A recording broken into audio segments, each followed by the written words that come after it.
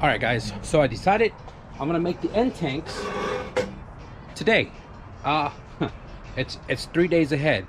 The last 2 days has been very windy, and the wind literally tore apart my tarp on both sides. That side over there destroyed too. So I need to go to Walmart, grab another heavy duty 20 by 10 to replace this thing. Got the end tanks cut off on both sides.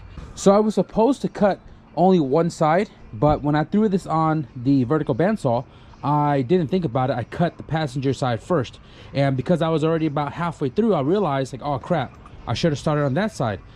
But since we were there, I cut this whole entire thing off, cut that side off, got it all cleaned up to the core, and I like my intercooler symmetrical anyways, so I'm just going to go ahead and make the end tank literally the same on both ends. So that means I only need to make one template, and pretty straightforward. And I mean, I think it's pretty straightforward. I never made an intercooler before, but like I said, one template, cut the same for both ends. Just got to get my measurements down now, which I am about to do. And I have this thick, well, not thick, but very firm, thin cardboard that I can just, you know, bend the shape, because what I'm trying to do is I don't want to make this boxed or squared. I want to curve it in, kind of like how the SF intercoolers are. So I want to do curve on one side, flat on the other side, and then the two caps, top and bottom, before, you know, the inlets and outlets. So I'm gonna go ahead and just take some measurements real quick, guys. I wish I could make like how to make an intercooler video, but it was already jammed into this video, which is gonna be super long if I did a full like how to do or how to make an intercooler. So I'm just gonna jam right through this real quick, guys, show you a little progress along the way and see what we come up with. So we have a template sort of made up, and that is a snap bolt in that hole. Anyways, so the core itself is 9-inch tall and 3-inch wide. The end tank kind of just was made up based off where the charge pipe is going to be running through. So this is the hot side, that's the cold side. The hot side, somehow when I welded that elbow, it lined up this, like, this is a 2.5 coupler. It lined up this 2.5 outlet nearly perfect to the center of the core. This curve right here was based off where I wanted the end tank to end, which is before the bolt for the bumper support bracket right here. And I made it symmetrical on both sides. So right here you can see I measured 9 down, right, and then I went 7 wide, because we still had to bend it down. So it was 7 wide, but I bent it down, and this from the core to about here is 6 inches. So it's bent where it shrunk it about 1 inch. So I took the center of that 9, and then I marked 3 inches wide, because our charge pipe in is going to be 2.5, but 3 just kind of gives me a little space on the edges to weld onto. And then I just pretty much went from the edge of that 3 right here to the end of the 9. So that gave me this little triangle, bent it up right here. This is cardboard, bent it up right here. I stuck a metal ruler in the back right there, clamped it to the intercooler, so that way this back plate is going to be nice and flat. I took a quick measurement, again 6 from here to the tank, and then 9 down. So that made our back plate where our inlet is going to be at, and the top right here pretty much just traced it out in cardboard, and that's gonna plug up right there. So this is literally the same on the bottom if my measurement is true and symmetrical. So all I gotta do is trace this out twice. That'll be our top and bottom cap. This right here is gonna be traced twice because of the other side. So I am definitely happy with this end tank style, and I'm hoping that this is gonna fill up the whole entire front bumper once the grill is all cut out. Looks freaking awesome. I'm gonna go ahead and just finalize that right there. I don't know why my aluminum is down here on the floor, but this was brand new. I'm just gonna Scotch-Brite the entire thing, transfer the template over there, take that, cut it out here, and then we're gonna tack it all up.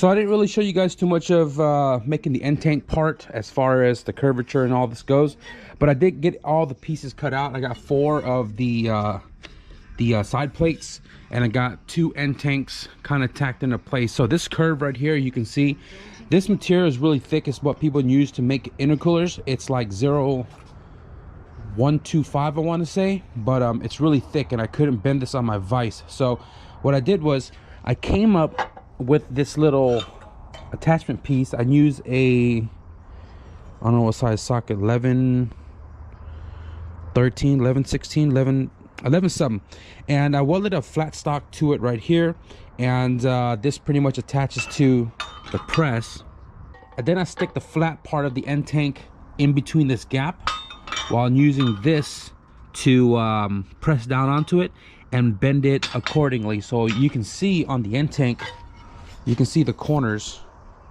where I moved that little attachment around to get the bend that I need to fit the caps. I did them both the same way. I got both end tanks bent already, and you can see it's almost a perfect fit. So what I have to do right now is massage this piece to fit that curvature right there, and then we'll tack that all in.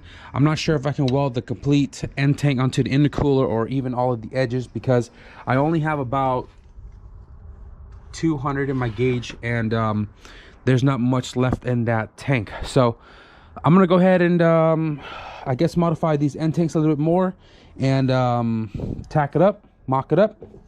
If it looks good, I think we'll probably do the inlets and outlets today as well too. I got the end tanks all fitted up, and it's looking good. It's looking good for my first time. And there's only one side of the end tank, I believe it's underneath here, where the gap to the corner is a little bit bigger than I want it to be, but I mean, we can fill it in. I think right now what I'm going to do is I'm going to figure out where my inlets and outlets are going to be at. This one's pretty simple. I think I'm just going to put it as far out to the end as possible and drill it out. I think, actually I don't even know if I have a 2.5 hole saw, but I at least want to get it drilled out and mocked up, and I guess just use the rest of my gas to weld whatever I can, weld it up. And tomorrow we'll get some more gas, but we're not going to show you guys the whole entire welding process. I just want to get the intercooler mocked up just to see where things are going to fit up to, and you know, get that one step closer to being done with the turbo kit. So we are later into the night here, and I've been literally tinkering with the hot side charge pipe for the driver's side for a cool minute now, and I actually need some more pies that I don't want to make too much noise trying to cut it on the vertical bandsaw. But as you guys can see, we got a couple pies right there in the back, and this is a really tight fit. There's really not that much room. I'm sure we can make something happen, but I need some different angle pies to kind of angle this pipe into the intercooler. This intercooler sits, I think, about 1/2 inch lower than the outlet of the compressor housing, so we got to make some weird like snake pie cut to go up and then cross over almost 90 degrees to go into the compressor housing. So I'm gonna take care of that another day, since I don't have argon anyways, but I did want to make the end tanks and tack it all up for the intercooler, and I'm pretty proud of this one. I've never made an intercooler before, and I'm hoping that when I do go and burn this, I don't trip the circuit to the garage, because for this aluminum, you kind of want to go a little hotter than the 100 amps, and I'm currently on a 110 source and not a 220, so hopefully it doesn't short the circuit trying to burn through all of this thickness of material.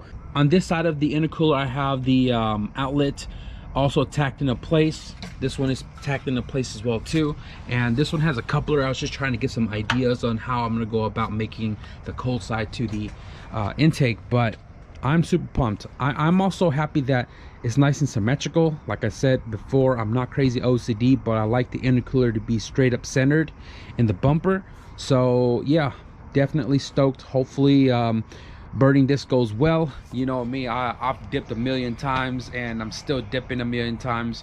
Hopefully this intercooler end tanks come out minto pinto, but I think I'm gonna wrap it up for this video. I hate trying to cram so much into one video. Like when I do a task, I want to finish it all in the same video, but sometimes that's like impossible. Like I don't have gas, so I can't finish the tanks tonight. But we are making progress, guys. You already know progress is better than no progress. I actually got to take off right now, so I got to clean everything up. So that is gonna wrap it up for this video. If you guys enjoyed this video though, like the fabrication part of this video, be sure to leave a thumbs up. I am going to continue working on this car until other parts show up for me to work on the other vehicles. So tomorrow I'm going to continue on this.